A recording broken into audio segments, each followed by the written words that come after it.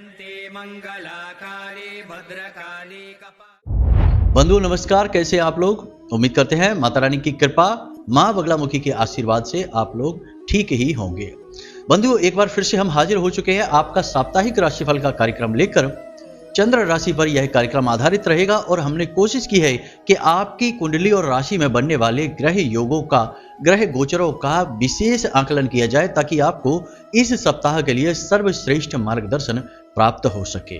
बंधुओं वैसे तो हमने अपनी तरफ से प्रयास पूरा किया है, फिर भी हो सकता है कि आप में से कुछ लोगों के जीवन से कुछ भविष्यवाणियां मैच ना करें, क्योंकि एक ही राशि के लाखों करोड़ों लोग होते हैं और सबकी प्रारब्ध और देवी देवताओं की कृपा के अनुसार उनके जीवन में कुछ विशेष परिस्थितियां अलग से निर्मित हो जाती हैं। तो ऐसे में यदि कोई भविष्यवाणी आपके जीवन से नहीं मिलती है तो आप समझ लेना कि वह किसी अन्य भाई बंधु के लिए है, और जो आपसे मिले समझो वह आपके लिए ही है।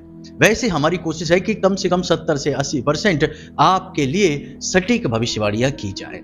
इसी के साथ साथ बंधुओं हमने राहु काल, विशेष योग जैसे सर्वार्थ सिद्ध योग और वाहन खरीद और घर वगैरह प्रॉपर्टी वगैरह खरीदने की और गृह प्रवेश के मुहूर्त की भी विशेष जानकारी दी है। राहु काल के विषय में भी जानकारी दी है। साथ ही साथ कार्यक्रम के अंत में आपको 5 सर्वश्रेष्ठ सलाह और इन सबसे कहीं बढ़कर एक सर्वश्रेष्ठ उपाय भी बताया है, जिसे आपको अवश्य जानना ही चाहिए ताकि आपके जीवन में आ रही बाधाएं कट जाएं। बंधुओं एक बात याद रखना कि यह सप्ताह आपके जीवन में थोड़ी सी कठिनाइयां लेकर आ रहा है और कठिनाइयों को काटने के लिए उपाय सर्वश्रेष्ठ तरीका होता है, जिससे हम आने वाली बाधाओं और संकटों से मुक्ति प्राप्त कर सकते हैं। तो आपको उपाय जानना अत्यंत आवश्यक है। तो चलिए बंधु आज के इस विशेष कार्यक्रम की शुरुआत करते हैं। माता बगलामुखी का नाम लेकर कमेंट बॉक्स में लिख डालिए, जय माँ बगलामुखी, कृपा करो। माता रानी की आपके ऊपर विशेष कृपा और आशीर्वाद बना रहेगा, हमें पूर्ण विश्वास है। तो चलिए बंधुओं शुरू करते हैं। बंधुओं उलझनों से न डरे, कोशिशें करते रहिए बेहिसाब, इसी का नाम जिंदगी है, चलते रहिए जनाब। क्योंकि कोशिश करने वालों की कभी हार नहीं होती है और लहरों से डरने वालों की नैया कभी पार नहीं होती है। इसलिए बंधु अपने जीवन को सफल बनाने के लिए कोशिशें लगातार करते रहिए, हिम्मत मत हारिए। तो अब बात कर लेते हैं सबसे पहले आपके इस सप्ताह के फोकस पर कि आपका पूरा ध्यान किस विषय पर रहेगा। तो बंधु हम आपको बता दें कि इस सप्ताह आपका फोकस बटा हुआ रहेगा, यानी कि कभी आप अपने काम धंधे व्यापार पर पूरा ध्यान लगाएंगे, फिर आपका ध्यान भटक जाएगा, आपकी सेहत पर चला जाएगा, फिर आपका ध्यान भटक जाएगा, अपने घर परिवार की उलझनों परेशानियों को सुलझाने की कोशिश करने लगेंगे, फिर आपका ध्यान चला जाएगा और आप अपने रिश्ते नातों में जो उथल पुथल हो रही है, किसी से मनमुटाव चल रहे हैं, उन्हें दूर करने में आपका ध्यान चला जाएगा। कहने का मतलब यह है कि इस सप्ताह आपका मन, आपका चित्त स्थिर नहीं रहेगा, बेचैनी बहुत अधिक रहेगी और यही बेचैनी आपकी परेशानियों का कारण भी रहने वाली है। हम आपको सलाह देना चाहेंगे कि आपका सबसे पहला फोकस आपकी आमदनी, आपके काम धंधे व्यापार पर होना चाहिए और दूसरा आपको अपनी सेहत पर ध्यान देना चाहिए। ये 2 चीजों को यदि आप साध लेते हैं तो फिर बाकी सारी चीजें धीरे धीरे अपने आप संतुलित होने लगती हैं, क्योंकि सब इन्हीं पर आधारित हैं। हर जगह अपने दिमाग को भटकाने की आवश्यकता नहीं है। तो यह तो आपके फोकस की बात हो गई। अब विस्तार से जान लेते हैं आपकी कुंडली में, आपकी राशि में बन रहे ग्रह गोचर और ग्रह स्थितियों के बारे में। तो सबसे पहले बात करेंगे आपकी ही राशि की, कुंभ राशि की, जहां शनिदेव विराजमान है, बकरी चाल चल रहे हैं। 15 नवंबर को चाल बदलेंगे, मार्गी हो जाएंगे। आपके दूसरे भाव में यानी धन भाव में, परिवार भाव में राहु देव बैठे हुए हैं और गुरु वृषभ राशि में यानी कि आपके चौथे भाव में विराजमान हैं और बकरी चाल भी चल रहे हैं। मंगल देव आपके छठे भाव में विराजमान हैं कर्क राशि में, जो कि आपके शरीर में ताप बढ़ाएंगे, मेहनत आपसे बहुत करवाएंगे। और केतु आपके अष्टम भाव में विराजमान हैं। इसी के साथ साथ सूर्य देव तुला राशि में विराजमान हैं और वृश्चिक राशि में बुध और शुक्र दोनों ही विराजमान है। वृश्चिक राशि में इन दोनों ग्रहों का मौजूद होना आपके लिए शुभ संकेत नहीं देता है।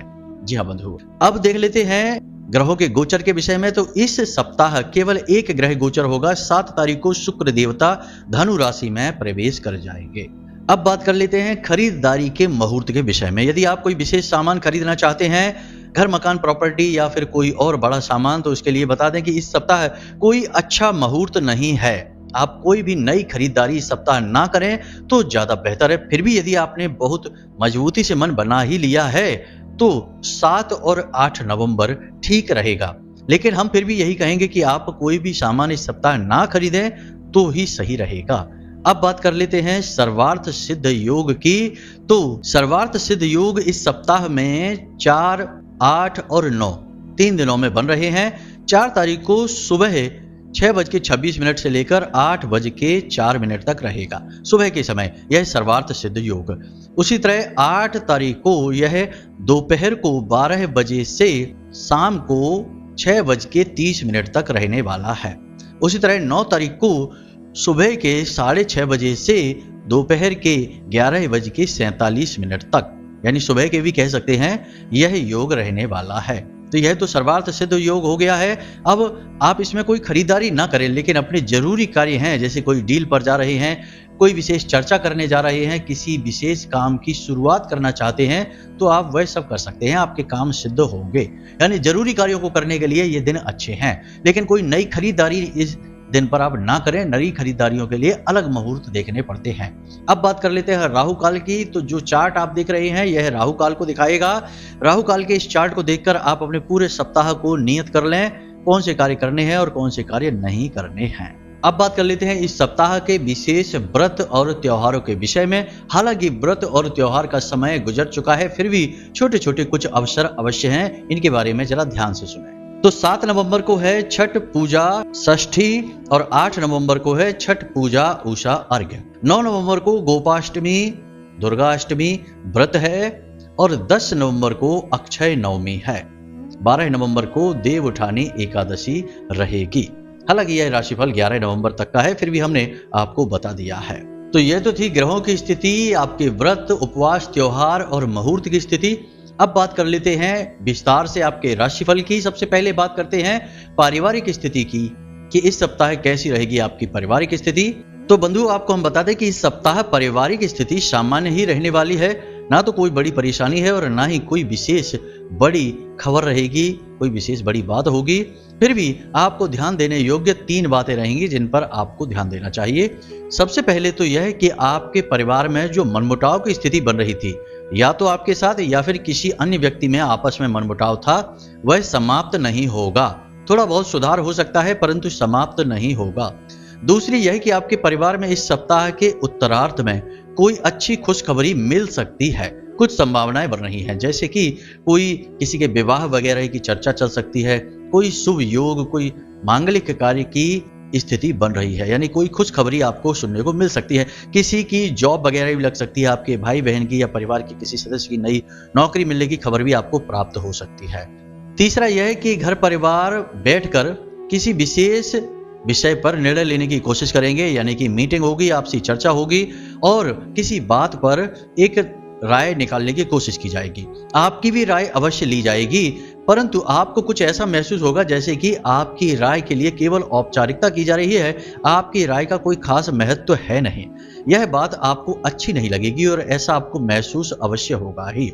चौथी यह है कि परिवार में पैसे को लेकर या किसी विशेष विषय पर बजट को लेकर चर्चा होगी, बजट को लेकर प्लानिंग की जाएगी और सप्ताह के अंत में परिवार में कोई मेहमान भी आ सकता है। यह तो थी आपके परिवार की स्थिति। अब बात करते हैं आपके दाम्पत्य जीवन, आपके लव लाइफ की। तो बता दें कि आपके दाम्पत्य सुख के कारक ग्रह शुक्र अभी वृश्चिक राशि में भ्रमण कर रहे हैं और 7 तारीख को धनु राशि में जाएंगे। तो 7 तारीख तक स्थितियां थोड़ी सी परेशानी वाली रहेंगी, विषम रहेंगी, फिर सामान्य होनी शुरू हो जाएंगी। फिर भी 3-4 बातें हैं जिन पर आपको ध्यान देने की जरूरत रहेगी, तो ध्यान से देखें। इस सप्ताह की शुरुआत में आप दोनों के बीच वैसे तो स्थिति सामान्य रहेगी, परंतु किसी बात को लेकर आपको ऐसा लगेगा जैसे कि आपका पार्टनर आपकी अनदेखी कर रहा है। छोटी मोटी नोक झोंक भी हो सकती है, मनमुटाव भी हो सकता है, लेकिन कोई बड़ी समस्या नहीं है, सब सामान्य हो जाएगा बहुत जल्दी ही। लेकिन यहाँ पर आपको बहुत समझदारी से काम लेना पड़ेगा। आपने यदि क्रोध दिखाया और बात को समझने की कोशिश नहीं की तो बात बिगड़ते देर नहीं लगेगी। आपके पार्टनर की सेहत को लेकर भी आपको चिंताएं सताती रहेंगी, यानी सेहत इस सप्ताह खराब हो सकती है।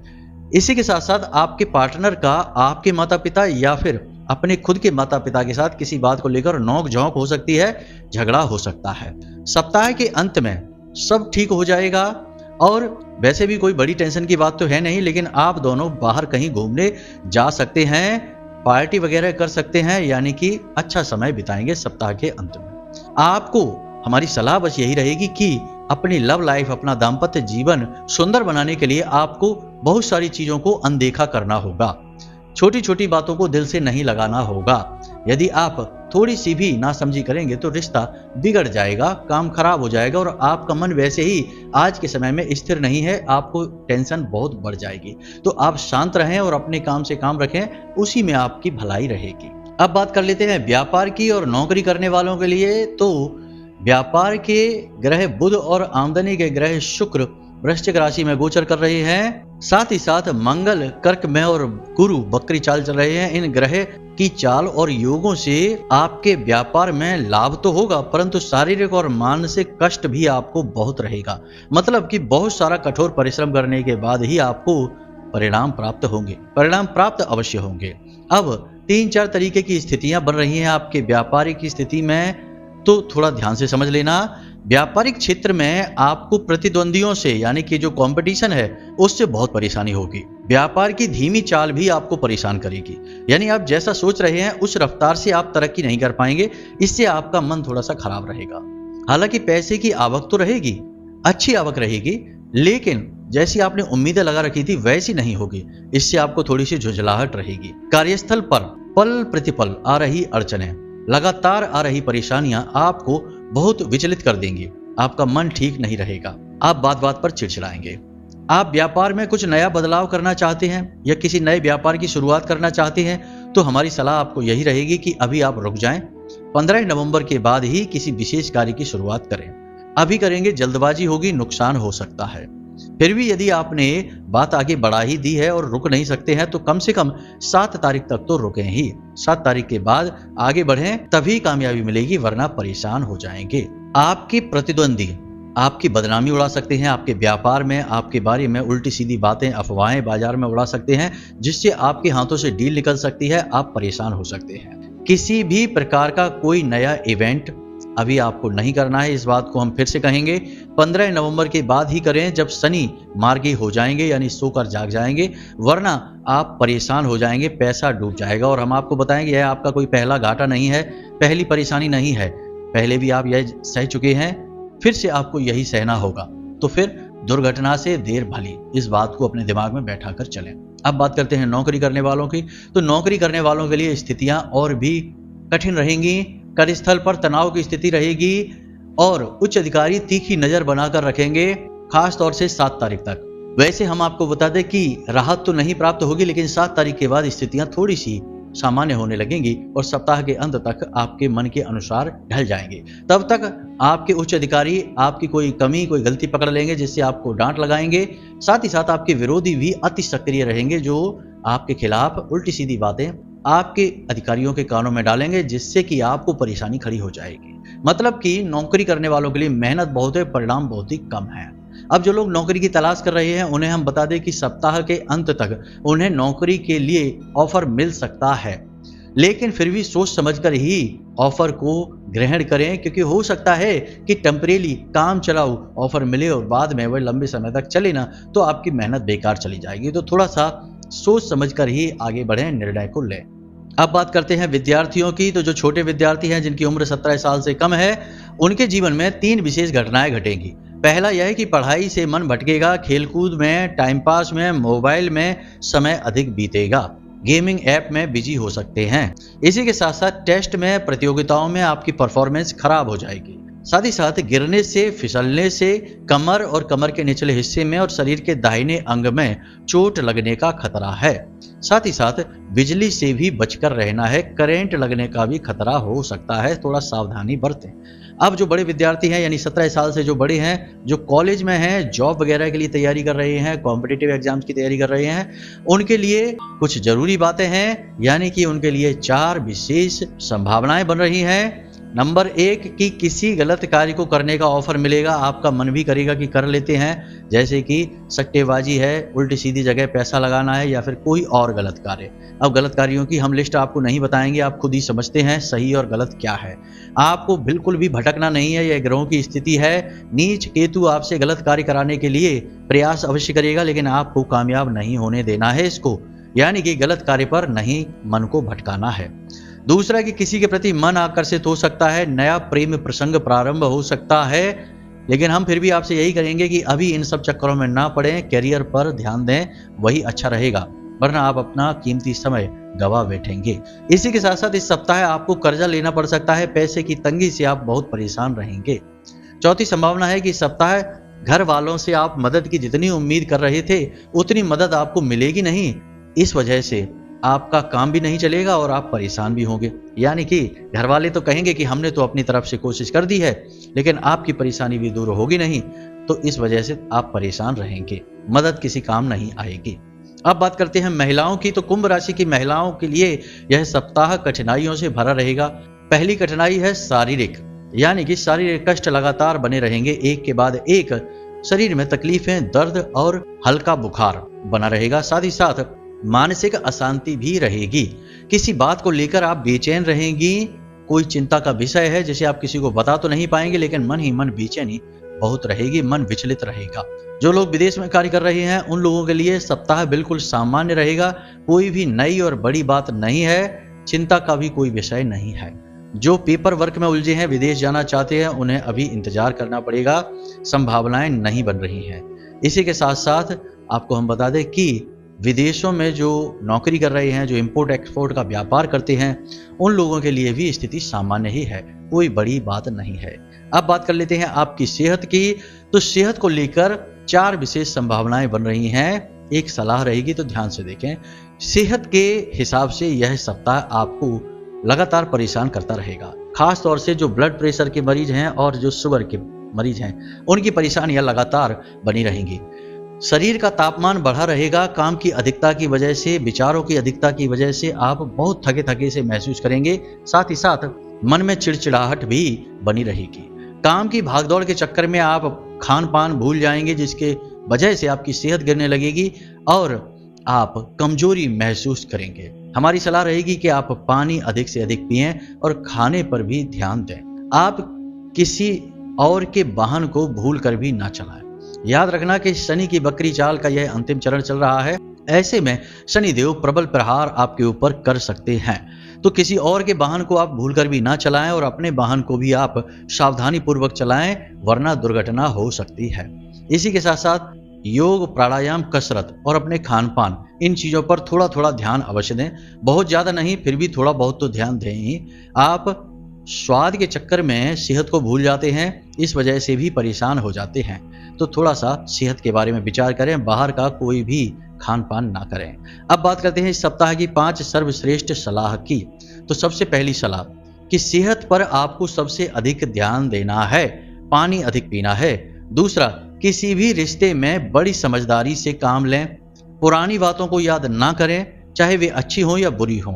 छोटी छोटी बातों को दिल से ना लगाएं, चीजों को इग्नोर करना सीखें। तीसरा कि किसी भी प्रकार का कर्ज हाथों हाथ किसी को ना दें, मतलब कि कैश अपने हाथ से किसी को ना दें कर्जे के रूप में, वरना पैसा अटक जाएगा। चौथा, अपने प्रतिद्वंदियों पर पूरी नजर बनाकर रखें, यानी अपने कॉम्पिटिटर्स पर पूरी नजर बनाकर रखें। चाहे आप नौकरी करते हैं या व्यापार करते हैं, दोनों ही जगह आपके खिलाफ षड्यंत्र रचा जा सकता है। गलत बातें आपके खिलाफ उड़ाई जा सकती हैं, जो आपके चरित्र पर दाग लगा सकती हैं, आपको परेशान करेंगे। पांचवा की लुभावने ऑफर, यानी कि इंटरेस्टिंग या यूं कहें कि जो ध्यान खींचने वाली स्कीम होती है पैसे कमाने की, उनसे दूर रहें। अचानक से पैसा इन्वेस्ट करने के बारे में विचार न करें, बहुत सोच समझकर विचार करें। अभी पैसा इन्वेस्ट करने के लिए समय अच्छा नहीं है, थोड़ा सा रुक जाएं। जल्दी से अमीर बनने वाली कोई भी स्कीम इस संसार में होती नहीं है। अमीरी लंबे चौड़े मेहनत और प्रयास का परिणाम होती है, इसे आप ध्यान रखें। अब बात कर लेते हैं इस सप्ताह की सर्वश्रेष्ठ उपाय की। तो हमने आपको पिछले कार्यक्रम में ही बताया था कि आपको इस पूरे महीने हर शनिवार छाया दान करना है।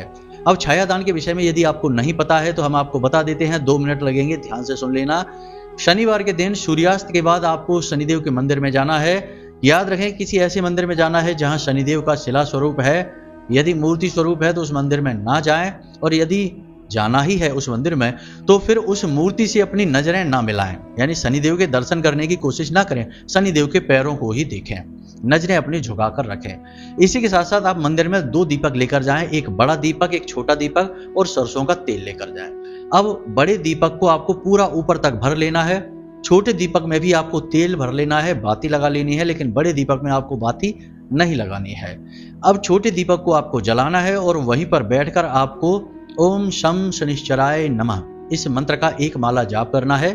फिर जब आपका जाप समाप्त हो जाए तो शनिदेव के सामने हाथ जोड़कर प्रार्थना करनी है कि हे शनिदेव महाराज, हम अपनी छाया आपको दान कर रहे हैं और हम चाहते हैं कि आप हमें हमारे जीवन के कष्टों से मुक्त करें और अपनी पीड़ाओं से भी हमें मुक्त करें, हमारी मेहनत का हमें पूरा फल प्रदान करें। ऐसा कहते हुए आपको उस बड़े वाले दीपक में अपनी छाया को देखना है, यानी अपने अक्ष को देखना है झांक कर।